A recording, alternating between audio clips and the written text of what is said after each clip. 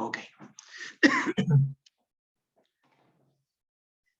Bien, entonces vamos con esta parte donde digamos y hacer este pequeño ejercicio para que se clarifique. ¿Ok?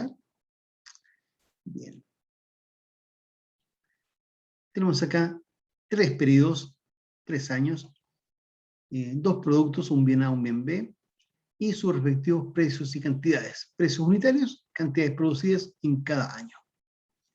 Entonces, queremos hacer cálculos muy simples del PIB nominal de cada año y del PIB real de cada año.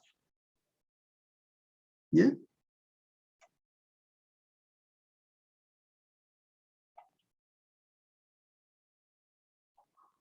Entonces, ¿cómo lo hacemos? De acuerdo a lo que dijimos ayer, y vamos a tomar como año base el año 18. ¿Ok? Acuérdense que el nominal es a precios corrientes, es decir, a precios del año en curso, del año respectivo en que se está haciendo la medición. Y el real se utilizan los precios del año base, es decir, las producciones valorizadas a los precios del año base. ¿Ya? Eso es. Esa es la diferencia. Entonces, ahí está la tabla para que puedan hacer esta situación de ejercicio muy básico, pero les da a entender cómo se procede. ¿Ya? Vamos. Un par de minutos para que hagan eso.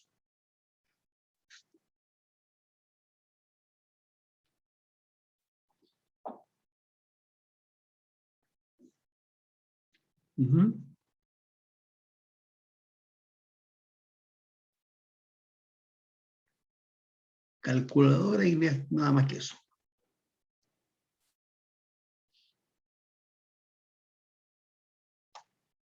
Año 18, 30 por 900 más 100 por 192. Y eso me da la sumatoria del PIB nominal del año 18. Año 19, 31 por 1000 más 102 por 200. Suma la sumatoria, me da el PIB nominal del año 19. Y para el 20 lo mismo, 36 por 1050 más 100 por 205. Y ahí sumo. Eso. Nada complicado. Muy fácil, muy sencillo. Para el real, igual. 30 por 900 más 100 por 192. Porque el año base, entonces, estamos usando el año base 18 como periodo para eso. Luego, el real y el nominal del año base es exactamente el mismo. ¿Ya? Eso siempre pasa. Cuando se toma el año base del nominal y del real son exactamente iguales. Para el año siguiente, 19 y para el año 20, tenemos las cantidades. Pero los precios van a ser los precios del año 18. O sea, 30 por 1000 más 100 por 200.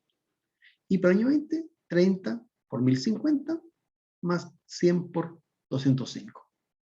Eso. Y ahí salen los reales para cada año.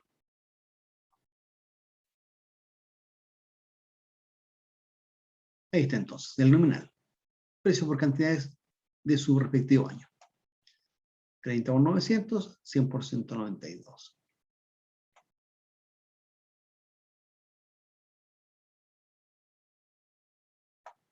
¿Bien? Ahí. Y para los años siguientes lo mismo. Y da un total de 51 y 58. ¿Ya? 46, 51 y 58. Esos son los nominales. Los reales son los precios del año 18. Entonces, el real y el nominal del año base es exactamente igual. Pero para los años siguientes difiere. 51 el nominal del 19, 50 el real del 19. 58 el nominal del 20, 52 el real del 20. ¿Ya? Así. con ello se puede establecer la tasa de crecimiento económico que tuvo el país. Solo con la cifra del real, porque si usamos el nominal, nos podría llevar a un error conceptual. ¿Ok? Porque si usamos el nominal, sabemos que el nominal puede ser que de mayor solo porque hubo precios más altos y no porque hubo más producción. Entonces, distorsiona el análisis. Por eso usamos el real para establecer la tasa de crecimiento económico que el país tuvo. ¿Ok? Ahí está entonces. Del 18 al 19 y del 19 al 20. Ahí tenemos el crecimiento. ¿Ya? ¿Y cómo se calcula el crecimiento? Es un índice muy, muy simple.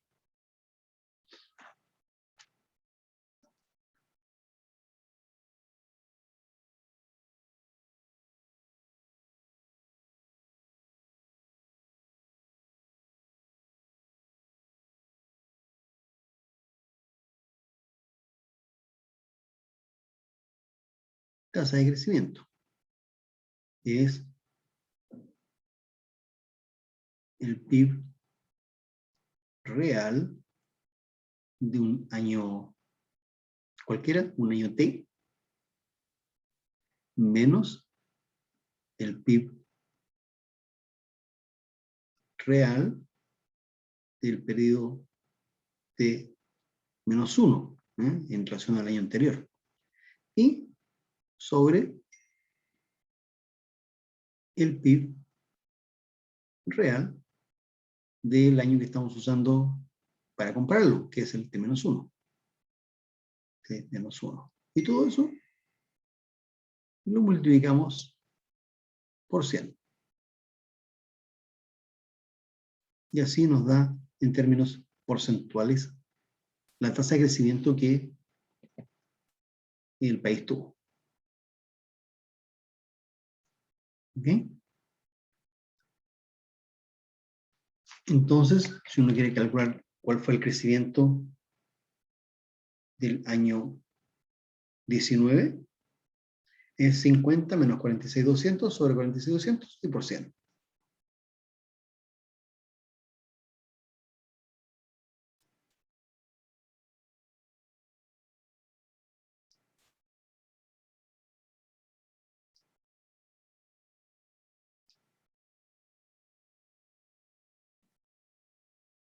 ¿Y cuánto da la tasa de crecimiento del año 19 respecto al 18?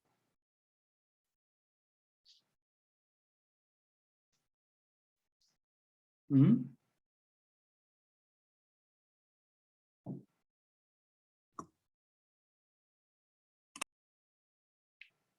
Un 8,2% aproximado, ¿no?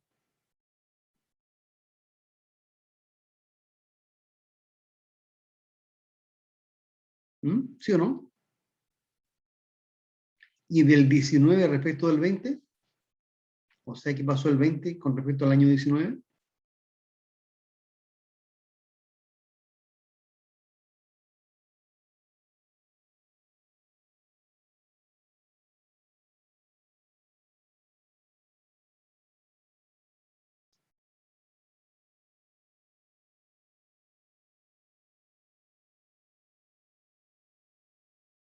¿Cuánto da? ¿Cuánto creció el país en el año 20 respecto al año 19?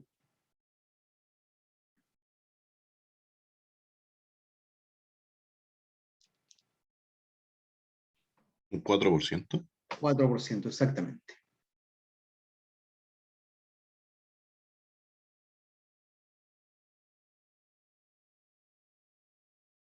Y si queremos saber cuánto creció el país el año 20 respecto del año base,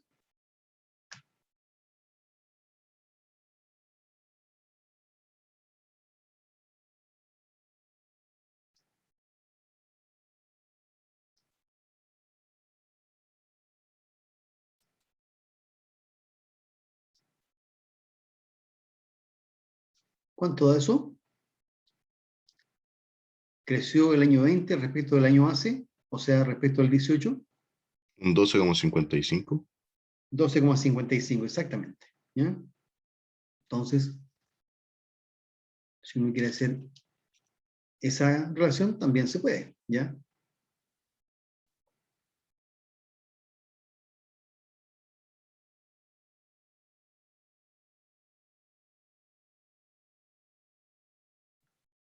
Entonces, uno puede hacer la comparación respecto al año pasado, año anterior, o respecto del periodo base, ¿ya?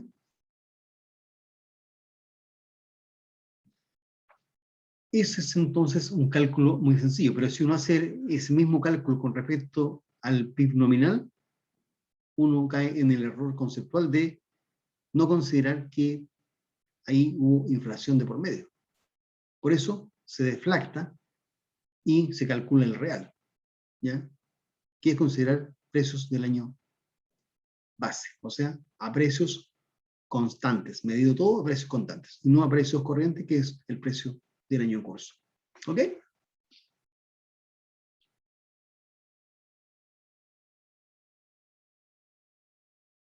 ¿Por qué? Porque el PIB real controla por inflación, ¿ya? Porque esos cambios pueden ser de precios o también de cantidades. Puede ser de ambas. Pero si son solo de precios, eso es solo inflación y no crecimiento. ¿Ya? Por eso es útil hacer el cálculo del real. ¿Ya? Entonces, ahí vamos a pasar a otro indicador que es el deflactor del PIB. O sea,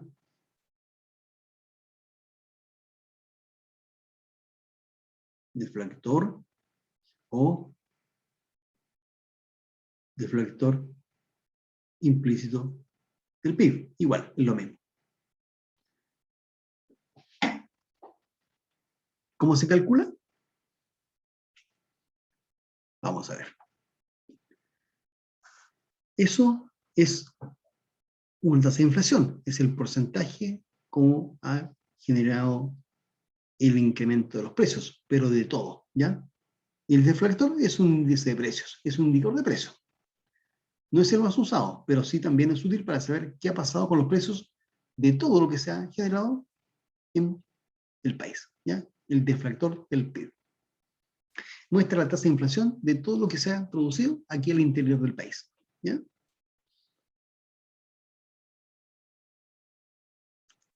Entonces, para eso utilizamos este deflactor. ¿Y cómo lo definimos? El PIB nominal y el PIB real del mismo año multiplicado por 100 para que nos dé la cifra del deflactor. Nominal sobre real y por 100. ¿Ya? Entonces, de acuerdo a eso, calculemos el deflactor y la tasa de inflación. Por lo tanto, si el año 18, ¿cuál va a ser el deflactor del año 18?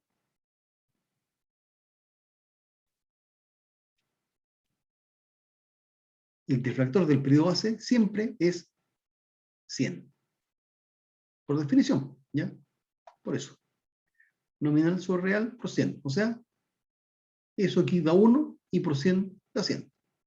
Porque el nominal y real del año base es el mismo. Entonces, eso da 1, el cociente da 1 y por 100 da 100. Entonces, el deflactor del año base es 100 siempre. Entonces, no tenemos con qué compararlo, por eso está no determinado. ¿Ya? Por eso no hay algo con qué compararlo. Pero sí podemos comparar los demás. Entonces, vamos viendo.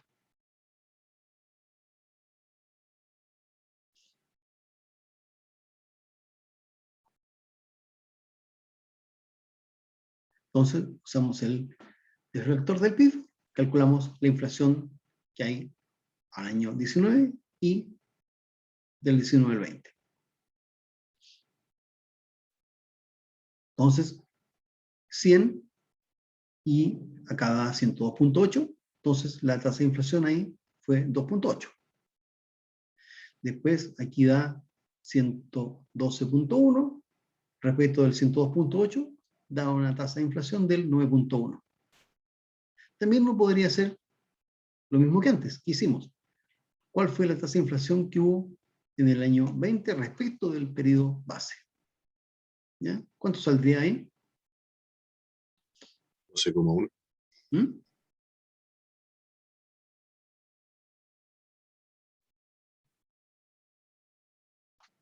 Porque ¿cómo se calcula la tasa de inflación? Igual que cómo calculamos la tasa de crecimiento. ¿Ya? Es decir, tasa de crecimiento del deflactor. Es lo mismo que tasa de inflación. ¿Ya? Entonces, 102.8, estamos usándolo ahí para el cálculo respecto del 100. Entonces, 102.8 menos 100 sobre 100 y por 100. Eso me da el 2.8. Entonces, el otro es 112.1 menos 102.8 sobre 102.8 y por 100 me da el 9.1. Entonces, yo quiero hacerlo con respecto al base, es 112.1 menos 100 sobre 100 y por 100. ¿Ya? Esa es la forma de calcular la tasa de inflación en cada caso. Si es respecto del periodo pasado o respecto del periodo base.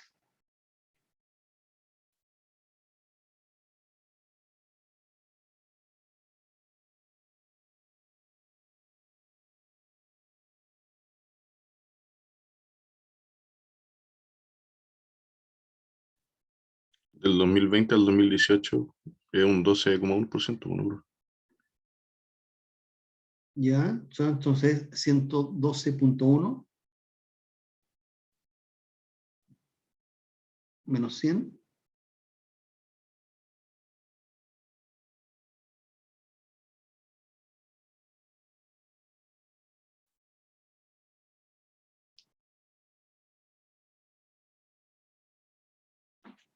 Entonces, eso nos estaría dando algo así como el 12.1, ¿no?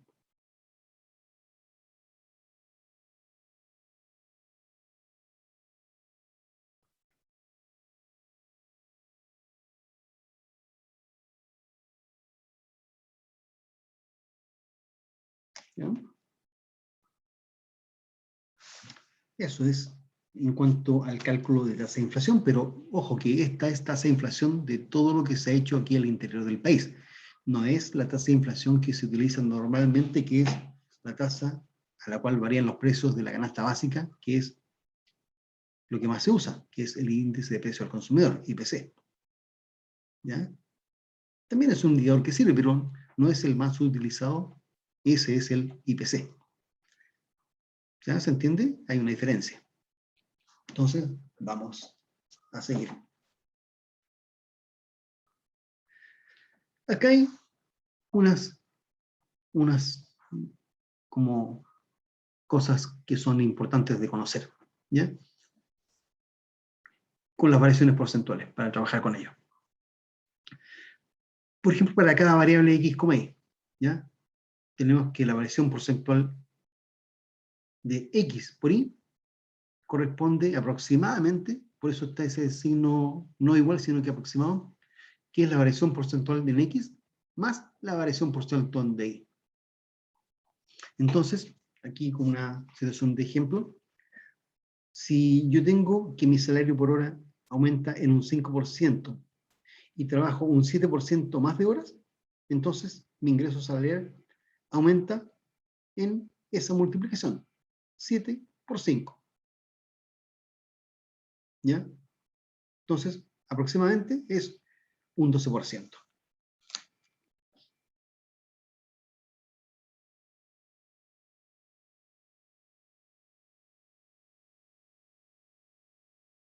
Sería 7 más 5. Perdón, 7 más 5. ¿Ya? Okay. Entonces, es un cálculo aproximado, ¿ya? Pero sirve como solución rápida, ¿ya? Entonces, es un truco para hacerlo más rápido, ¿ya? La suma de ambas variaciones nos da la aproximación de esa variable. También tenemos otro. Es el cociente, la variación porcentual de X sobre Y. ¿Ya? La anterior era de X por Y, que era la suma. En este caso, la variación del cociente es con signo menos. La variación que hay en X menos la variación que hay en Y. También es un cálculo aproximado. ¿Ya? ¿Ya? Entonces, por ejemplo, el deflactor del PIB es 100 multiplicado por el nominal sobre el real. Entonces, si el nominal creció en un 9% y el real en un 4%, entonces ahí yo puedo calcular en forma aproximada y rápida la tasa de inflación, que sería 5%. ¿Ya? 9 menos 4. Ahí tengo la variación en términos aproximados. También es una situación de hacerlo en forma rápida, como aproximación, bastante cercana a la cifra que saldría realmente. ¿Ya? Eso sería entonces como una guía rápida, como un truco para trabajar con las variaciones porcentuales. ¿Ok? ¿Qué medidas tengo encadenadas con este PIB real? ¿Ya? Acuérdense que cuando uno tiene la cifra del PIB, bueno, y con eso va calculando las tasas que hay de crecimiento y las tasas de inflación de todo lo que se ha hecho aquí en el interior del país, tiene algunas medidas que son encadenadas con eso, ¿ya? Entonces, los precios relativos van cambiando, lo cual, fíjense que hay veces en que se haría pero muy complicado leer una cifra. Entonces, cuando ya se complica eso, hay que ir cambiando el año base, hay que irlo actualizando, ¿ya? Para que podamos leerla y entender la cifra. Si no, es muy difícil de entenderla, ¿ya? Eso porque a través de todo el lapso de tiempo que hay, los precios van cambiando tanto de que al final empieza uno a leer una cifra y no sabe cómo leerla, ¿ya? Entonces hay que irlo cambiando cada cierto tiempo. Entonces, una medida encadenada a este PIB real, ¿ya? Es eso, que hay que ir actualizando el año base en forma periódica, ¿ya? Porque tenemos que ir midiendo el PIB a los precios constantes y no a los corrientes, ¿ya? Entonces, mientras más cercano esté esta cifra, está más real y está más asociada a lo que vamos a ir entendiendo.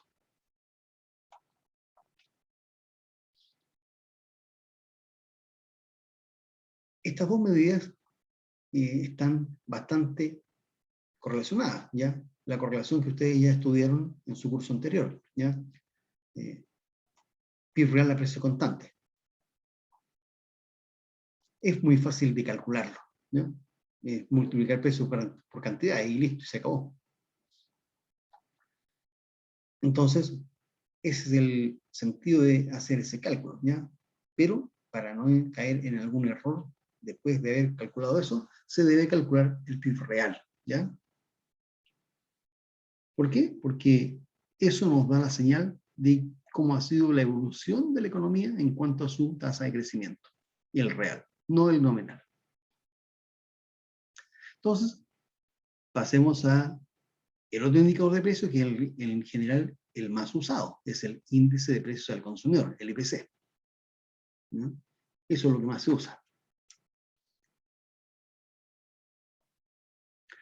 Entonces, mide el nivel general de precios, pero no de todo, solo de algunas cosas, la canasta básica, ¿ya? ¿Y quién lo hace en Chile? Es el INE. También en España se llama INE y en Estados Unidos el BLS, ¿ya?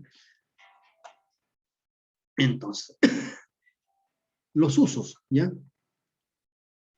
Nos está dando la señal de cómo evoluciona el costo de la vida en una familia típica, ¿ya? Y cómo afecta esta alza en el nivel de vida, en el nivel del costo de la vida, a cada sector de grupos familiares, al sector A, al B, al C, al D, al E, todo eso. Entonces, claro, si uno se pone a analizar una variación positiva del IPC de un 0,4%, por ejemplo, significa que los precios van a subir. O sea, no, los precios subieron en un 0,4% en promedio. ¿Ya? Acuérdense que el IPC es un promedio y es un promedio ponderado. Es un índice, ¿ya? Un índice que ustedes ya estudiaron que se llama índice de las PERS. Entonces, con eso yo tengo una noción de cuánto en promedio subir los precios y cómo afecta eso a los sectores o grupos socioeconómicos. Porque un 0,4 o un 0,5% en alza de precios afecta mucho más a quien tiene menores ingresos y afecta mucho menos a quien tiene muy altos ingresos. ¿Ya? Entonces, incide de manera diferente en cada sector socioeconómico que tenemos en el país. Indica los cambios que hay en el costo de la vida para cada hogar típico. En el fondo es el IPC, pero también existe otro IPC, entre comillas, que es calculado por la Universidad de Chile y que solamente considera algunos productos que son los más básicos. Y eso también tiene otra incidencia de cómo se ve afectado un grupo que consume solo esos productos, ¿ya? Que son los más básicos. Entonces, cuando tenemos variaciones importantes en estos productos, ahí se ven afectados de muy manera diferente. Por ejemplo, en mayor medida, aquel grupo que tiene esa canasta especial como canasta, no todo completo, sino que esa canasta para su consumo. ¿Ya? Y con este cálculo del IPC y su variación, hay también encadenamientos. Hay cifras que están encadenadas a esto. O sea, tenemos una economía indexada en base a estos índices. Por ejemplo, el IPC. Los contratos, ya contratos de trabajo, en algunos casos, están de acuerdo a la inflación, a esta tasa de inflación. Los contratos de arriendos, de inmuebles, de casas, de departamentos, de oficinas, ¿ya? También están asociadas con esto. La unidad de fomento, que es una, entre comillas, moneda, ¿ya? Se ajusta de acuerdo a la variación que hay en el IPC.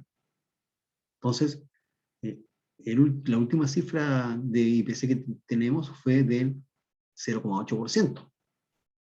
La cifra bastante más alta de lo que se esperaba como promedio, que se esperaba un 0,4 y fue el doble, 0,8. Bueno, quiere decir que la unidad de fomento para el mes siguiente, para este mes de agosto, tiene una alza justamente en ese 0,8% durante el mes.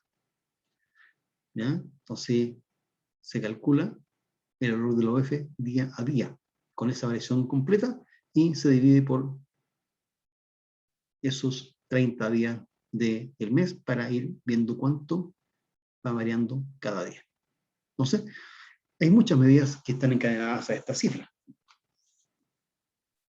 Algunos contratos de trabajo sí se van reajustando y van variando de acuerdo al IPC cada 3 meses, cada 6 meses, algunos una vez al año, y en algunos casos no hay reajuste, ¿ya?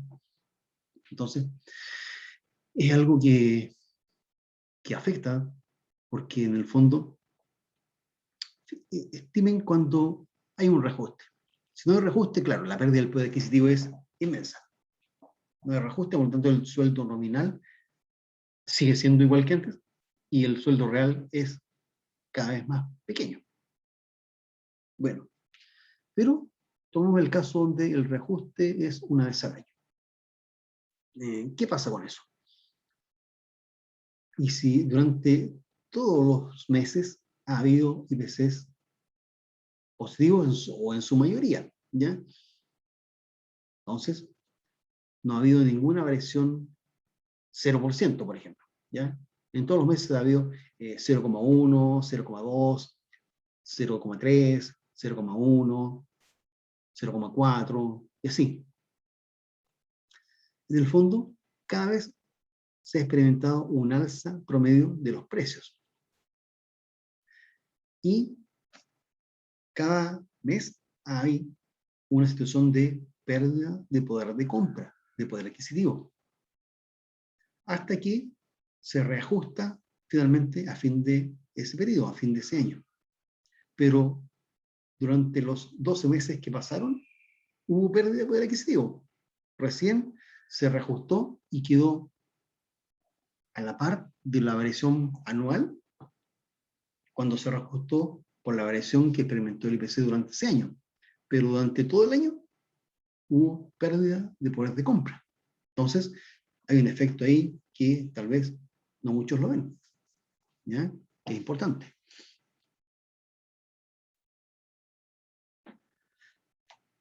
Entonces, esto permite ir comparando las cantidades monetarias en el tiempo, ¿ya? ¿Y cómo? Por medio de esta moneda que es la UF. Porque si se expresa en una moneda como esa, la UF, uno sabe que una UF es una UF en cualquier momento del tiempo. Solamente que esa UF tiene valores diferentes en el tiempo, ¿ya? La UF del año 2000 es una UF en el año 2020. Sigue siendo una UF, pero su valor monetario en pesos es distinto, ¿ya?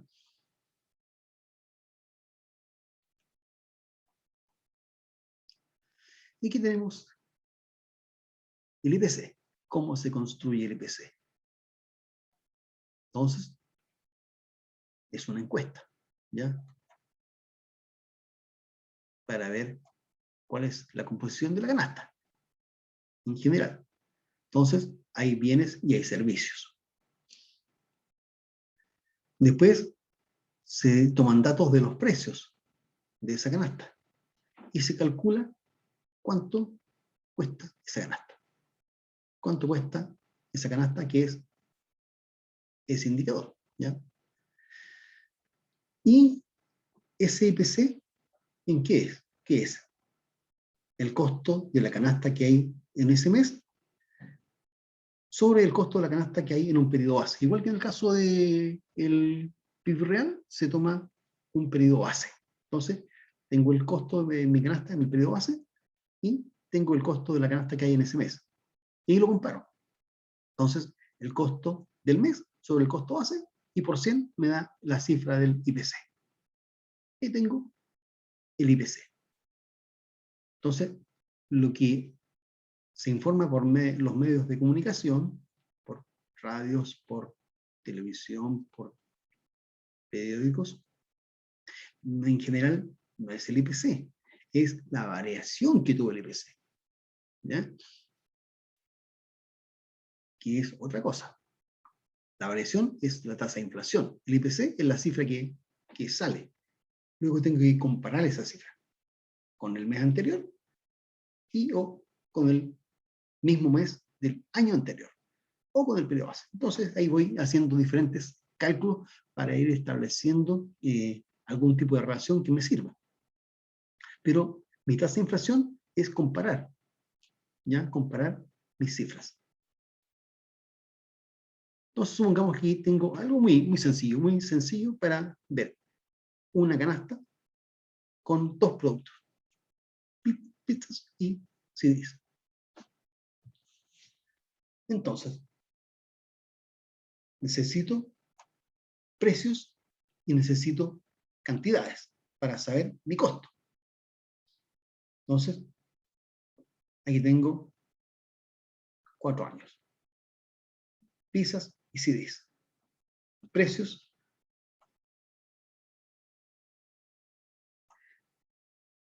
Y para cada año voy a hacer el cálculo. Entonces voy a tomar también un año base. Entonces, mi costo de cada año se compone de 20 pizzas y 10 CDs. ¿Ya? Me gusta comer y me gusta escuchar música. Entonces, ¿cuánto vale una pizza? ¿Y cuánto vale un CD? Entonces, calculo mi costo de canasta para cada año. Y uso el periodo 17 como base. Entonces, con eso puedo hacer el cálculo de mi tasa de inflación con respecto al año anterior. ¿Cómo? Haciendo esto, ¿ya? Costo de la canasta en un periodo, el año 17, el año 18, el año 19, el año 20, y el costo que hay en mi base, que es el 17. Y por 100, y ahí me sale mi cifra de IPC. Estamos haciendo el cálculo anual, ¿ya? Ahí. Entonces, vamos acá.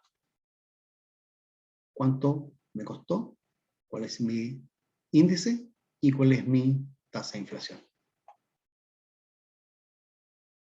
Obviamente, igual que en el caso anterior, cuando habíamos la tasa de crecimiento, no está determinada porque no hay periodo anterior para comparación.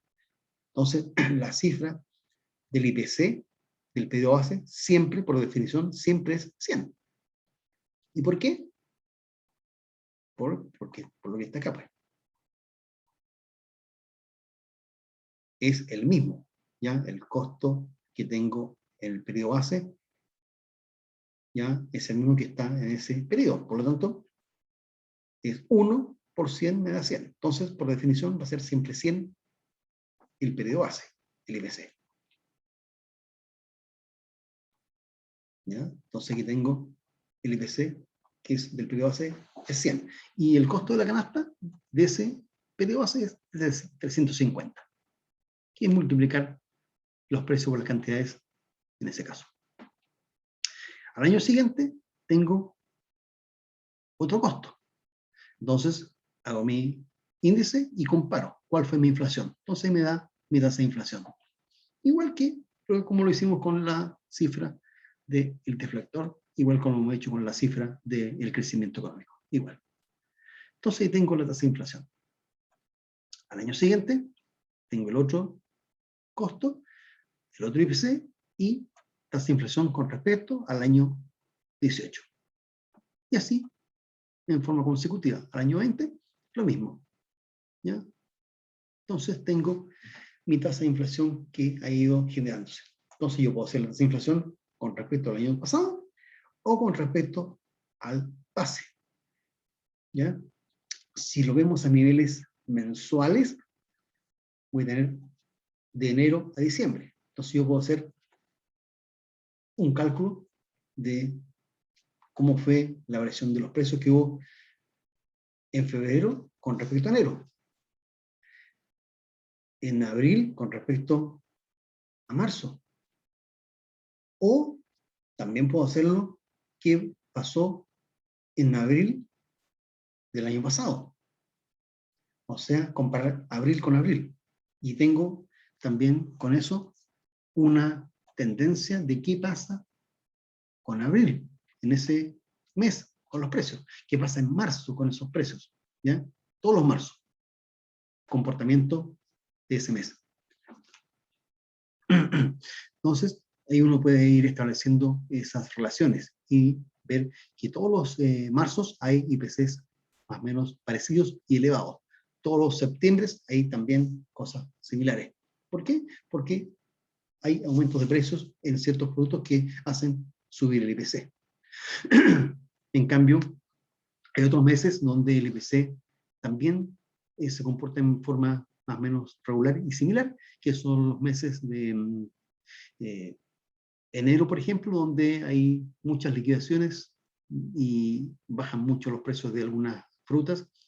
Eso hace que y los IPC de ese mes sean relativamente bajos y tengan un comportamiento similar durante todos los eneros, por ejemplo. Esa es la cifra que uno puede ir utilizando y analizando. ¿Ya? Entonces, ¿cómo se compone esta canasta del IPC? Hay sectores, grupos, ¿ya? Grupos y subgrupos, ¿ya? Que lo vamos a ver ahí.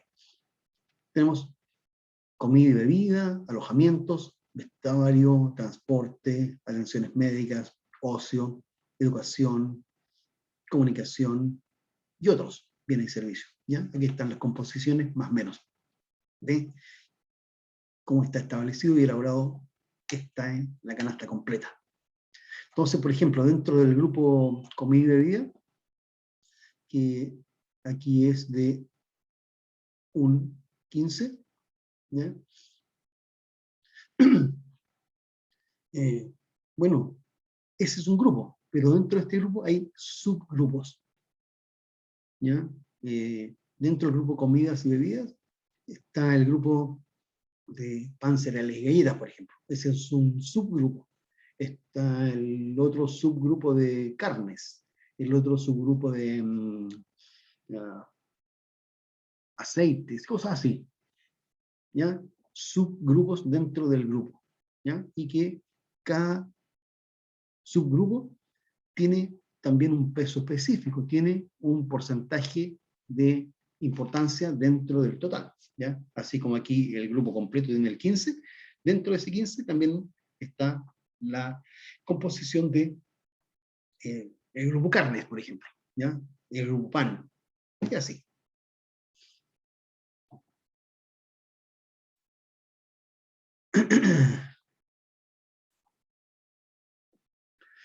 Entonces,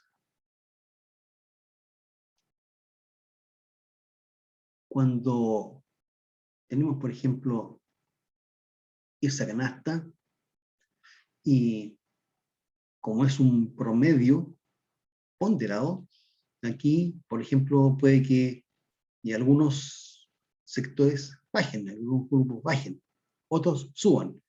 Cuando hay una variación positiva, quiere decir que influyeron más aquellos que subieron que los que bajaron, ¿ya? Porque no todo sube, no todo baja.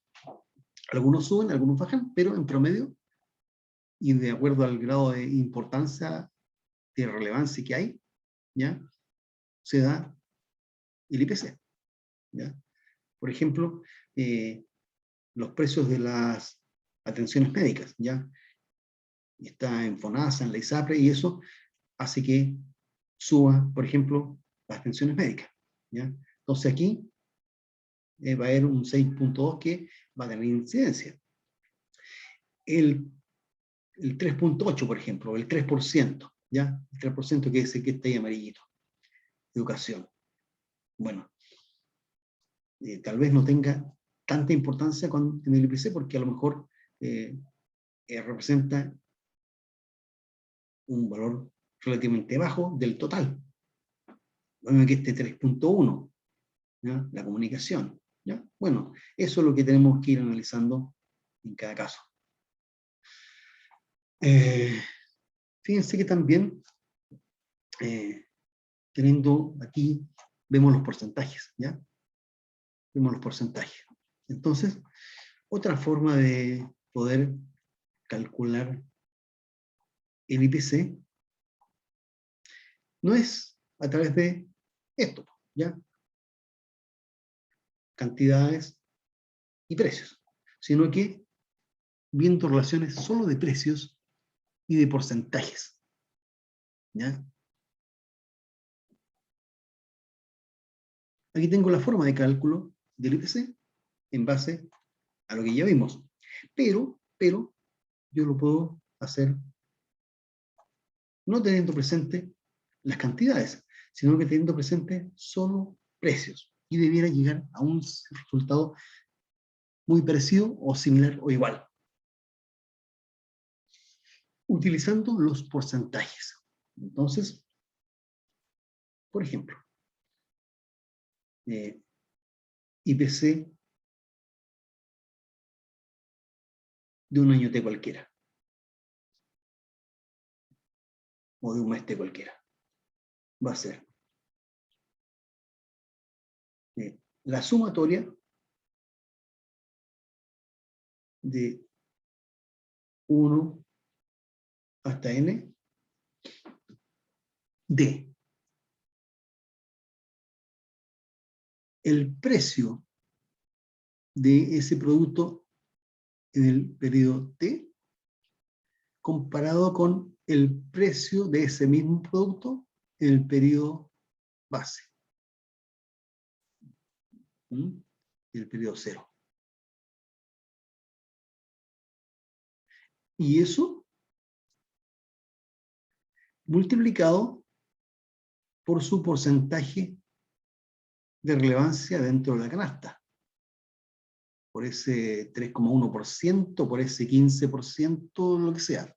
O por el porcentaje de importancia del subgrupo. ¿Ya? Eso es lo que está ahí como porcentaje. Entonces, sumamos todo eso y lo multiplicamos por 100. Y ahí tengo la cifra de cálculo del IPC de ese año T. Entonces yo quiero conocer la tasa de inflación. Es lo mismo. Calculo la tasa de inflación.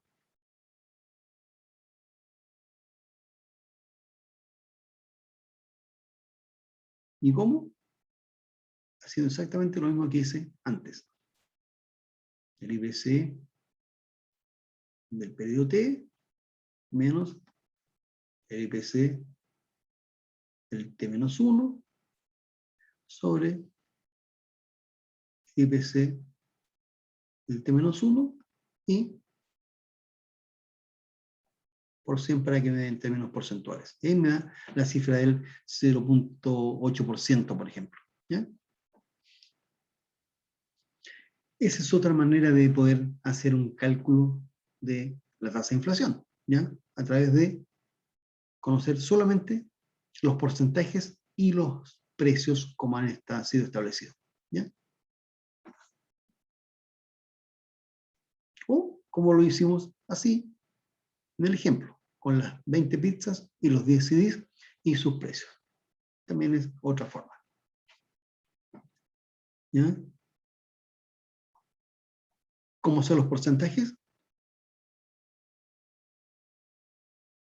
Es otra pregunta. ¿Cómo sé los porcentajes? Ese 15%, ese 3,1%, ¿cómo lo determino? Bueno, por el grado de relevancia que tenga dentro del total. ¿Ya? Y aquí yo puedo, entonces, voy y digo 10 pizzas y 15 CDs. Entonces, calculo qué tan importante es para la persona o para la familia tipo, las pizzas y los CDs. Y ahí obtengo los porcentajes. ¿Ok?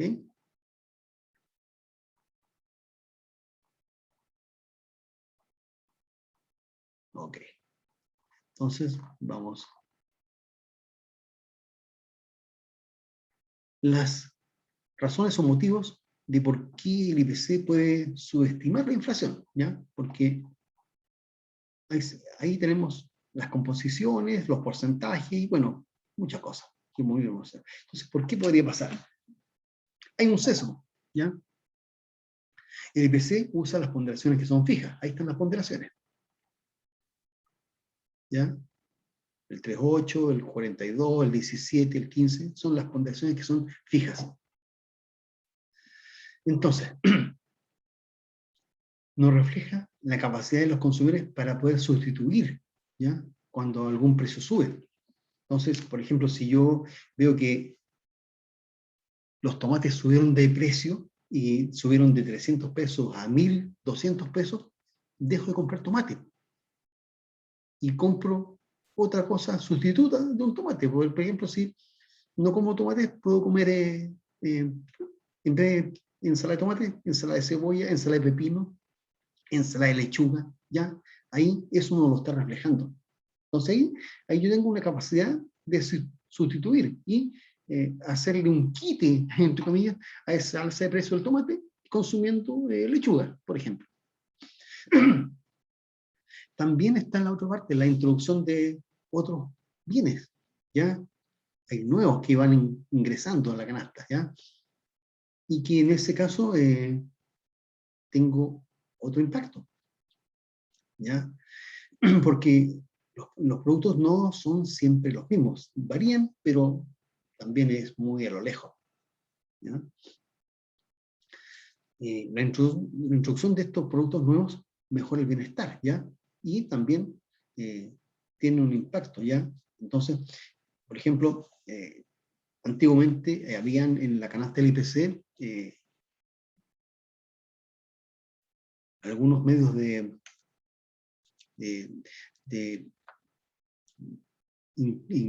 tener datos que eran unos disquetes, unos flexibles, después unos rígidos, pero ya no se usan. Y en ese instante, años 70 y 80, eran en parte de la canasta. Como dejaron de usarse, ya salieron de la canasta. Entonces, hay otros productos de tener datos, ¿ya? Las pendrive, los discos duros externos, cosas así. Y esos sí están en la canasta y no están los otros, medios magnéticos, ¿ya? Entonces, se van incorporando productos nuevos que mejoran en el caso del bienestar de las personas, ¿ya? Y aumentan su valor monetario. Pero no reduce el IPC, porque el IPC utiliza las ponderaciones fijas. También entonces es otra de las cosas que podrían subestimar la inflación.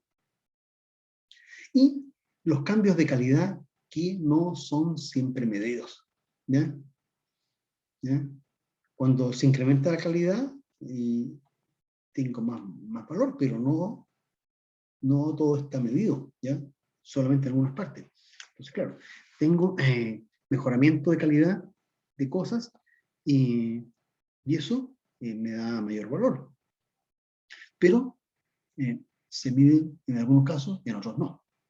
Son cosas que van tendiendo a que... Pero en el fondo, esa cifra del IPC se usa en forma consistente y a través del tiempo. Por lo tanto, es una cifra en la cual uno puede confiar de lo que es el costo de la canasta y el alza que hay en esa canasta, ¿ya?